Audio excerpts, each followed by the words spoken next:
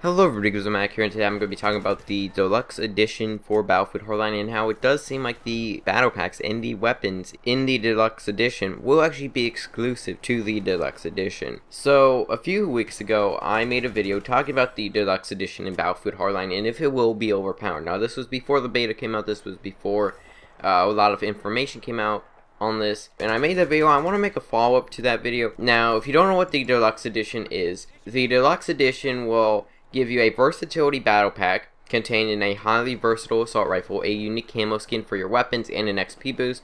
The precision battle pack, which will give you one of the most accurate assault rifles, a unique camo for your weapon, and a XP boost. The suppression battle pack, which will give you the assault rifle with the largest magazine capacity, a unique camo for your weapons, and an XP boost, and 10 gold battle packs from launch. And it's $10 more than what you'd pay for if you actually got the game, so it's $70 instead of $60. From what I thought about this, I thought that what it was going to be was, all it was going to be was you get the L85A2, you get the ACWR, and you get the CAR 556 early, so whenever the game comes out, you get those weapons, but the actual weapons are still in the game, so that you don't have to unlock them. So if you want to get the weapon and you don't have the Deluxe Edition, you can still unlock them. Now, that's what I thought was going to be the case. So, a few days ago, the official Battlefield Twitter had a live Twitter Q&A with Thaddeus Sasser, who's the lead multiplayer designer on Battlefield Hardline. And somebody asked the official Battlefield Twitter, are the 3 pre-order rifles available to all classes? And Battlefield replied with, they are rifles in the operator class. So another person asked, are the Deluxe Edition weapons exclusive or just unlocked early? And the official Battlefield Twitter replied with, those weapons are exclusive for the Deluxe Edition. So as of right now, it seems like these weapons will be exclusive for the Deluxe Edition, and that just worries me quite a bit. Now, he didn't say whether you can still unlock them. He just said exclusive for the Deluxe Edition, but it really seems like the ACWR, the L85A2, and the CAR 556, which is what I kind of speculated were going to be weapons in a battle pack, are going to be exclusive to the Deluxe Edition. Now, in the Battlefield Hardline beta, we got all of the weapons in the game. We got pretty much every weapon in the game unless they add a few more before release.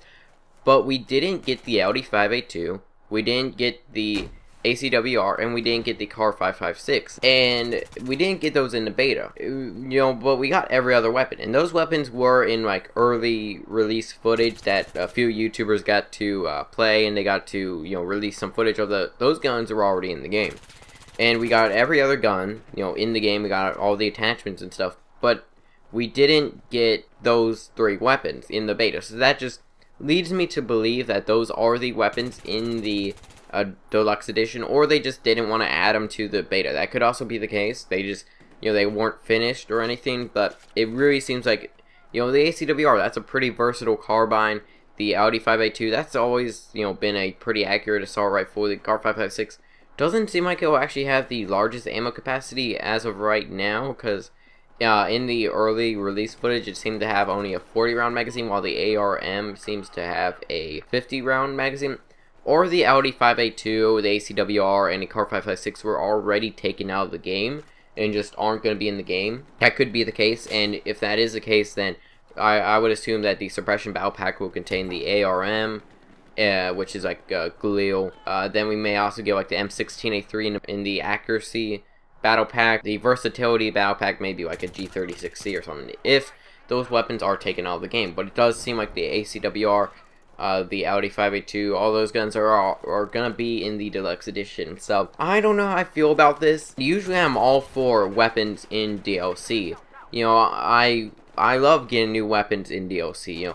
If a DLC drops, one of my favorite things about that DLC is just new weapons. I like the maps, I like the new game modes, the new vehicles and stuff, but I really love getting new weapons. And that was one of the things I didn't really like about the Final Stand DLC, is that it just didn't add any new weapons, or at least weapons that you can equip. Of course, it added the railgun, but that was just a pickup, which you're not even going to use all the time, and it's only on the Final Stand map. So, I always love getting the new DLC weapons. And while I won't say all the weapons in Battlefield 4 DLC is necessarily balanced. I mean, we've gotten the AWS, we've seen the MPX, we've seen the Deagle, we've seen the Bulldog, just tons of guns that are all pretty good.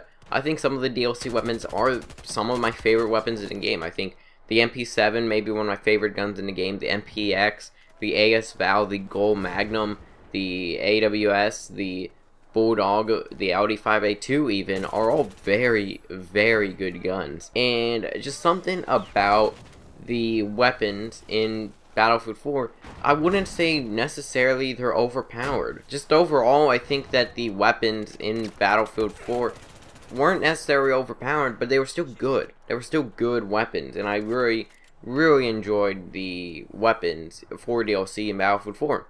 Now, in Battlefield Hardline, I don't know how I feel about the ACWR, the Audi 5A2, and the Car 556. One, because this is Day 1 DLC. You know, I wouldn't care if this was, if Day 1 DLC, if this was just an early battle pack. You know, if you just got these early, I wouldn't really be bothered by that. I would just think, oh, of course, you know, for the first few days, maybe you're going to have an advantage. Sure, you're going to have ACWR, you're going to have the Audi 5A2, cool. But with the progression system in Battlefield Online, you know, you would be able to unlock that pretty early on anyways.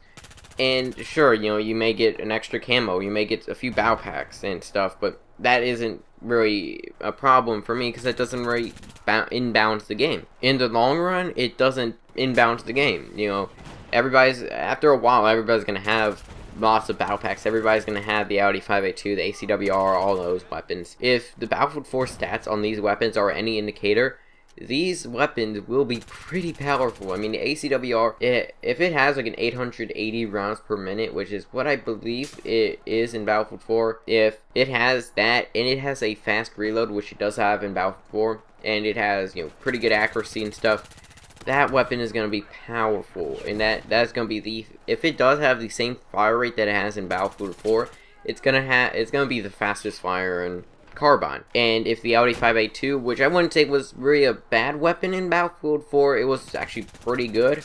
It just kind of got outclassed by the M416 and the Ace 23 in a lot of situations. I think that could be one of the best weapons in Battlefield Hardline, because, you know, if it is the most accurate assault rifle, then that could be pretty good. If we got the suppression battle pack, you know, if that is the Car 556, that's going to be pretty powerful right there as well. So, but one of the problems I have with this is that it is Day 1 DLC, and I think what is a problem with this, and a problem that a lot of people have with this, is that I don't have a problem with DLC with weapons. Like I've said, I don't have a problem if they did want to add these weapons later on. I think that they should be in the game since they are already created and already in the game. But if a few months down the road, if they wanted to release a few weapons, I wouldn't have a problem with that, because I could see why.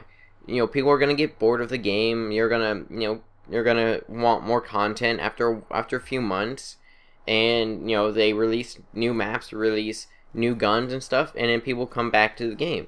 I wouldn't have a problem with that. But just Day 1 DLC and how this could be very unfair. Maybe these weapons will be terrible. Maybe these weapons will just make them terrible, and then the people that bought the Deluxe Edition are gonna go and say that that it's not a good deal because the weapons are pretty bad. But then on the other end, for the people that didn't buy the Deluxe Edition, well, if the weapons are actually good, then they're gonna call it pay to win. So just let me know what you think in the comments. Do you think that it is pay to win? Do you think that's you know, this is very overpowered? Do you think what do you think about this? Let me know in the comments. Hope you all enjoy. Feedback is always appreciated, and I will see you guys in the next video.